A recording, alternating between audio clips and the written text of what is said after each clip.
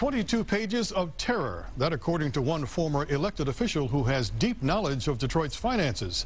The problem is the city now has limited ability to borrow money, which leads to the question, will Detroit soon be run by an emergency manager? Detroit paid the consulting firm Ernst & Young $1.7 million for this first quarter cash reporting package, the document that led to secret meetings between the mayor and city council and real concerns that payless paydays are on the horizon. In essence, they will not be able to make payroll in the best case scenario by June 30th, 2012. Action News asked CPA George Smith to review the audit report. He says things are moving quickly towards financial disaster. February, January is definitely a realistic possibility. And again, that's before these pension obligations and debt service. There just won't be enough cash to cover everything for a year. That's if most of the projections in the report pan out. Detroit City Councilman Gary Brown believes the city will be broke by mid-December, as we reported 2 weeks ago. The report says the cash shortage by June of next year is around $64 million.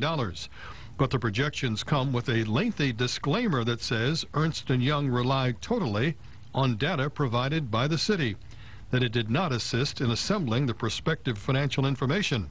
But even with the best available numbers, it clearly spells out in just 22 pages a frightening scenario that former city councilwoman Sheila Cockrell predicted was coming for years. Only real change, she says, will balance budgets. There have to be fundamental changes in how services are delivered. There have to be fundamental changes in wage structures and benefit structures and pensions. When there is no more money, you then have to act like there is no more money. The big concern is services will be cut. If you cut payroll, there's less people to perform the services. If you cut departments, you're going to have less and less of it. So that affects every person in the city of Detroit. Which brings us to the all-important question, is an emergency manager in Detroit's future? Governor Rick Snyder is downplaying that possibility. He recently spoke to 7 Action News. Well, that's not a given. I mean, basically, we still have a whole process in terms of a review team would need to come in. There's opportunities for a consent agreement. The emergency manager is the last resort, and I want to avoid that whenever possible because that's a failure point. So hopefully we can avoid that. This is not just a Southeast Michigan problem. It's going on all over this country. Oakland County Executive Brooks Patterson isn't ready to concede that a financial collapse in Detroit will spill over into his territory, but he believes Bing will have to come out strong with cost cutting. I'd say pretty close to draconian cuts. He has to. And people think he's bluffing or that he can do it himself. Really don't understand the depth and the nature of the problem. And when Mayor Dave Bing speaks to the region, he'll be talking about what's needed to prevent the assignment of an emergency manager, starting with negotiating with city unions and their 11,000 employees. With health care benefits as well as pension, we're probably looking at somewhere close to $100 million.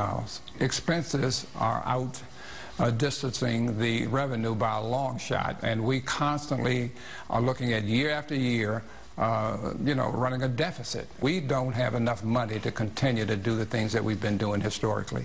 The mayor, Dave Bing, is expected to talk of the need to eliminate some 2,200 jobs in the city if he doesn't get the concessions that he wants. That's about 1/4 of the workforce. He has also said that he doesn't want to be the emergency manager, but if that happens, the mayor believes that person could be in place by early next year. Bill Proctor, 7 Action News.